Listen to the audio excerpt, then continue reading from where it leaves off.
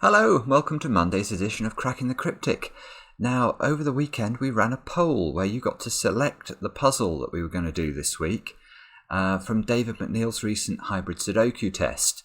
And you can see that you've narrowly voted for the Little Killer Thermo, which got 40.5% of the votes, just beating the Renban frame. So that's exactly the puzzle we're going to do today. You can see it's a 65-point puzzle. There it is on your screen in all its glory. Beautiful looking puzzle. You can see symmetrical thermometers, symmetrical little killer clues.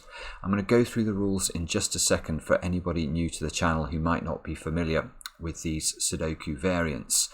But there's a few things I wanted to mention first.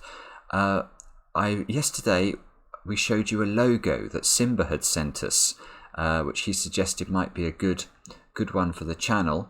I think the consensus seems to be that you guys aren't convinced by it. I liked it, but Simba did send us another one as well, which is this one. So let us know if you prefer this one. This has got sort of cracking the cryptic with a nice use of the K, the E and the Y down the centre there. So that's another version. And as I say, if any of you have what you think might be a better version of a logo for us, do send it in to us. We're at crackingthecryptic@gmail.com. Two other things to mention. Obviously, Chess Sudoku came out last week, which is our new Sudoku game. It's available on Steam, Android and the App Store. It's garnering great reviews, which we're so delighted about. But do check it out if you haven't had a chance to yet. And also, if you do follow the channel but you're not yet subscribed to it, then please do consider pressing that button on your screen. I think it should be down there right in the corner, and if you click that you'll become a subscriber, which means you get notified when we release new videos. Now, what else did I want to mention? Anything? I think that was it. So now I just have to go through the rules of Little Killer and talk a bit about the number of points that were allocated to this in David's test. Now, I think it was 65. Now, the test was out of 450. That was a 90-minute test, so I think that's about 13 minutes. 13 minutes for this puzzle if you were intending to finish all of the puzzles within the 90 minutes. Now, I think only 17 people did that, and they are some of the great and the good of the Sudoku world. So if you are even remotely on course for that sort of time when you solve the puzzle yourselves, you should definitely be entering your national championships. Now, I have to say, though, that might not mean that you win the World Sudoku Championship if you get this done in 13 minutes, because Kota Morinishi finished the entire test in 38 minutes, I think, which equates to this being a 5-minute puzzle. Now, I've not solved this puzzle before, so I don't know how hard it is, but I can confidently predict that it'll take us longer than 5 minutes, and it's going to be actually interesting once we've finished to think back on that time and think how crazy that is likely to seem. Now, with that, I want to go through the rules. Little Killer Sudoku is very simple. You can see these clues outside the grid. So if I highlight those squares along the arrow there, these have to add up to 36. So these ones have to add up to 17, and etc, etc.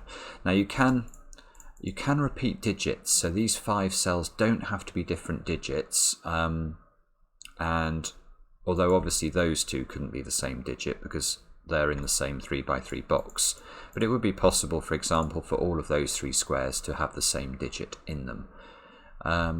Now, apart from that, we should talk about thermo.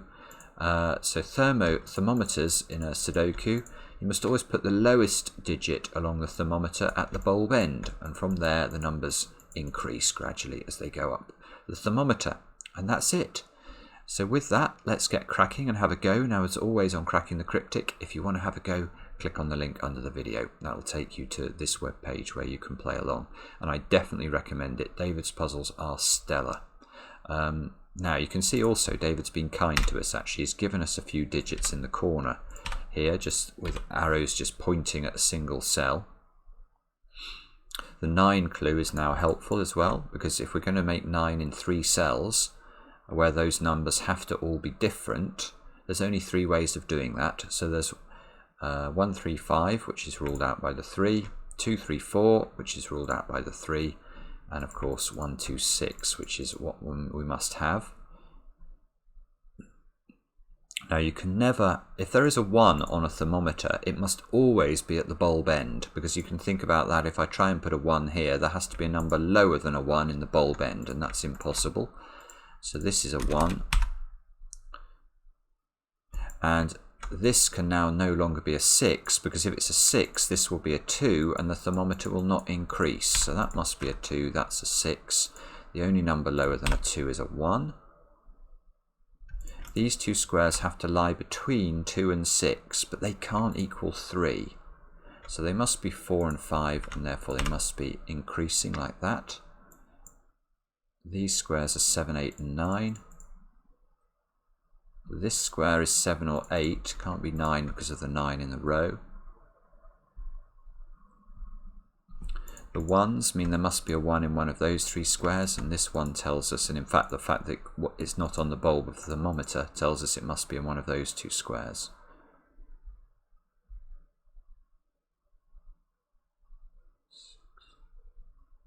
Okay. Now this is interesting. This is interesting. Let's have a look at this thermometer. In fact, all of the thermometers around this grid, around the perimeter of the grid, they're all 6 cells long. So one question we can ask ourselves is, what's the minimum value of this square? Let's ignore the fact we've got a 1 and a 5 in the grid. Could we ever have a 5 in this square? Well, clearly not, because 5, 6, 7, 8, 9, and there would be nothing to put in this square. So there's always... the bulb end of any of these thermometers can only be a 1, 2, 3, or a 4. Here, obviously, it can't be a 1. So one of the things that it's sometimes useful to note about thermometers in a thermo puzzle is if you can restrict, for example, if this could be a 1, 2, 3, or a 4, then this square obviously has 4 options, this square has 4 options, etc. This will have to be 2, 3, 4, 5, 3, 4, 5, 6, etc. But here it's quite interesting because we've got a 5 and a 1, and there can never be a 5 or a 1 anywhere on this thermometer. The 5 is ruled out, and the 1, once it's ruled out from the bulb, it can't appear anywhere else on the thermometer. So actually, this thermometer is rather restricted. In fact, you can think about it that 2 of the sort of 4 options are removed. So 2, 3 here, 2, 3, 4. But you can see if this is 4, it breaks, because if we try and put a 4 here, it will go 6, 7, 8, 9, broken. So this can only be 2 or 3. This can only be 3 or 4. This can never be 5, so it can be 4 or 6 is okay, because that would lead 7, 8, 9, which is possible. So this must be 6 or 7, 7 or 8, 8 or 9. This one must, this one can be anything. But now the 15 clue is important, because now, in fact it's very important, because now this can't be a 7. If this is a 7, these 2 squares have to add up to 8. And given this can only be a 3 or a 4, if we try 3 here, that will put a 5 there. That breaks. Put a 4 here, we'd have to repeat the 4 to make 8. So this is an 8. And if this is an 8, these 2 have to add to 7. And given this is a 3 or a 4, this is a 3 or a 4. So now this can no longer be a 4, look, because we have a 3, 4 pair in the box. So that's a 6, that's a 7. That must be a 6 now to complete the column. These squares have got to be 1, 2, or 9. And can't be a 1.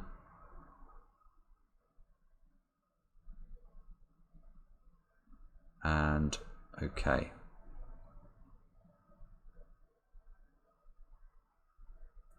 But now, now this thermometer is restricted, because not only can this bulb not be a 1, but I can never have a 5 or a 6 in any of those squares. So let's actually take a look at that. That can be 2, 3, or 4. That can be 3, 4, or 5. 5, 6. Yeah, this is a problem. Look, this square can only be a 5, 6 or a 7, but it can't be a 5 or a 6, so that square is a 7, which means, and there's 2 squares left on the thermometer, so that's 8 and that's 9. This must be 2, 3 or 4 now. The 14 clue, now with the 8 here, yes, now these two have to add up to 6. Well, it can't be a 3, because that will lead to 2 3s. It can't be a 5, because if I put a 5 here, that has to be a 1, and that's going to clash. So this is a 4, that's a 2. Get rid of the 4s into those squares. This can't be a 2 anymore.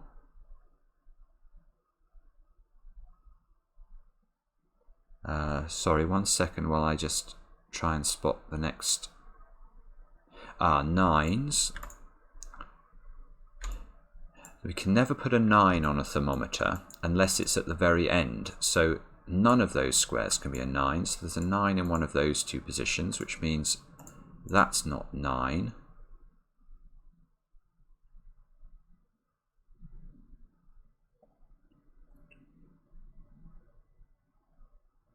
So maybe I meant, yes, this thermometer. Okay, let's look at this thermometer, because this thermometer can't contain a 9. And you can see we've already got 3, 5 and 6 in the row. So this square, in fact, these 3 squares are incredibly restricted. Because I can, if we think about it, I can never, if this square is a 7, well, this square can never be 7 because 8, 9, absolutely broken. But given this can't be a 6 either, or a 5, this has to be a 4. Because there are only 3 digits available to us that are 4 or below. 3 is not available. So this is 4, 2, 1. Whoops.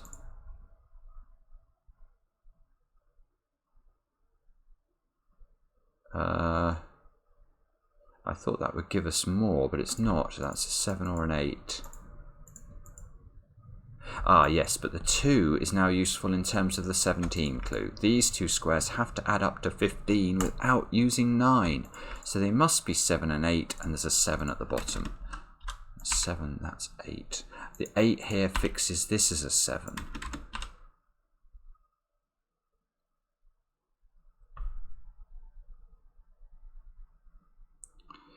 This has to be a 5 or a 6, because it must be between 4 and 7. This has to be 8, because it must be bigger than 7 but less than 9. 5, 6 pair now in column 9, so this must be a 2 or a 3. One of these squares is a 1. That means there's no 1 in the bulb of this thermometer. There's no 2 in the bulb of this Oh, right, hang on. This thermometer is more restricted. Oh, this is very nice. Because look, we have a 6, 7 already in this column and an 8, 9. Yeah, so let's have a look at this thermometer and ask ourselves about these 2 squares.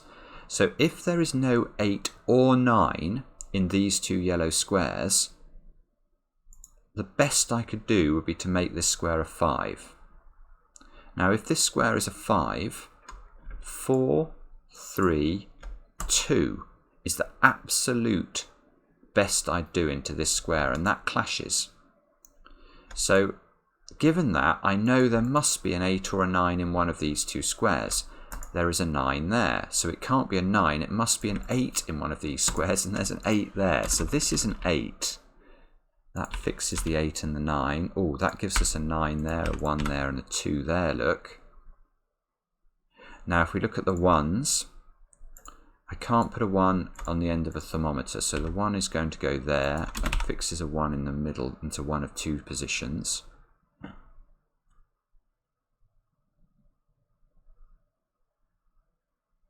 Ah, now this, we've still got, this thermometer is still heavily restricted because this square can't be, the maximum I can put into that square is a 5. Anything less, if I don't put 5 in here, let's say I try and put a 4 in here, this square would always have to be 2 or less, so this must be 5. in order that I can make this 3. Goodness me. That's not easy. That isn't trivial to find in 5 minutes. We've already had loads of time as well. Oh, goodness.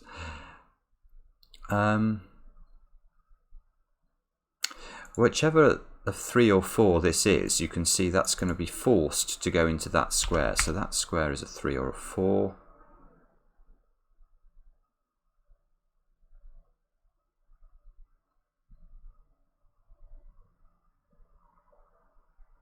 Sevens here and here. We can never put a 7 into either of these 2 squares because that will force an 8 or a 9 into one of those 2 squares. So this is a 7.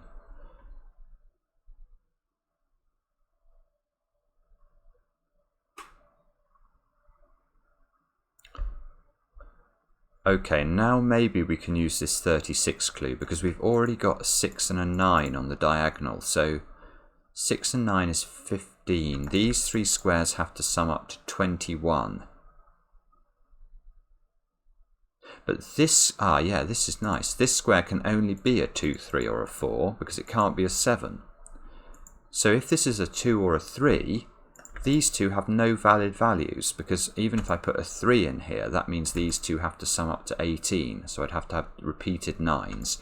So this is a 4, which means that fixes the 4 and the 3 there. Look, that 4 fixes the 2 and the 3.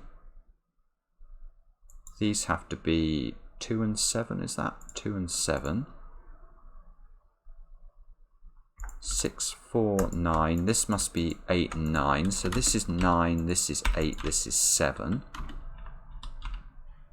These squares have got to be 2, 5 and 6.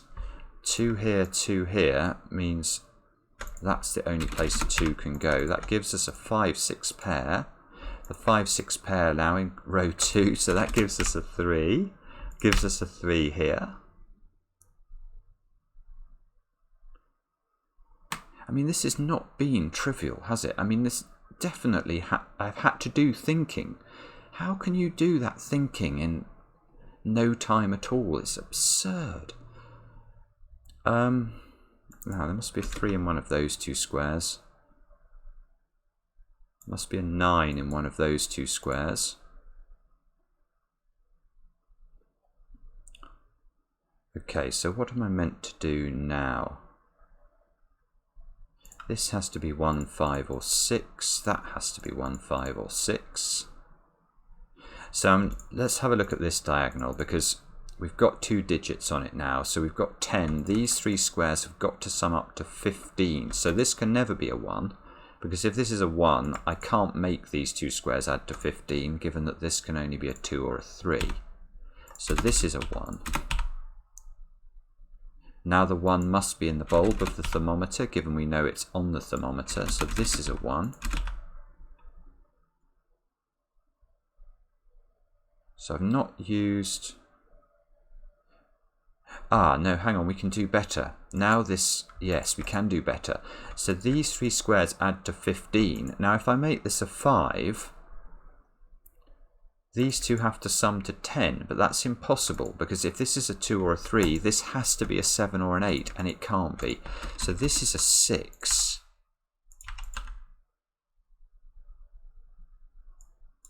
This must be a 5 in one of those squares. This must be a 6. Therefore, this is a 6. This must be a 7 now because you can see it's got to be bigger than 6 but less than 8 and 9. So this has to be 2, 3, 4 or 5. It can't be 2, 3. This must be 4 or 5. I can't see what's restricting that, but... okay, let's carry on. 2, 1, 2. So we can now figure out these 2. You can see that's got to be 9, 5 in this order. That fixes the 4, 5 option there, look. These squares here have got to be 4, 5 and 8. I'll just label those up and we'll try and figure them out. 4, 8, 5. These squares have got to be 5, 6 and 9. Okay, so I think we're going to have to use this diagonal to finally figure it out. Oh, no, actually we can use the 6 here, of course. Yeah, that's 16 here. These have to add up to 9. Right, so if this is a 2, that would force a 7 there, so that's wrong. That must be 3, 6, 2. The 9 is now resolved by the 9 down here. That gives us a 9 here as well. These two squares have got to be 2 and 3. That should be resolvable. The 2 here fixes the 2 and the 7 on this side. That must be a 7 by normal Sudoku rules. These two squares have got to be 6 and 8, which again must be resolvable. Otherwise we're going to have a problem with the puzzle. 4, 5, 8 like that. These two squares have got to be 4 and 5. 4, 5, check. Yes. That's how to do it. What a puzzle. My goodness me. Not easy. I don't know how long that took. I know I did a bit of an intro there, but we're certainly slightly above the world-class time, although I did talk through the logic, so probably not a dreadful solve by me. But do let me know in the comments how you got on. Thank you very much to David, of course, for setting another brilliant puzzle, and we'll be back tomorrow with another edition of Cracking the Cryptic.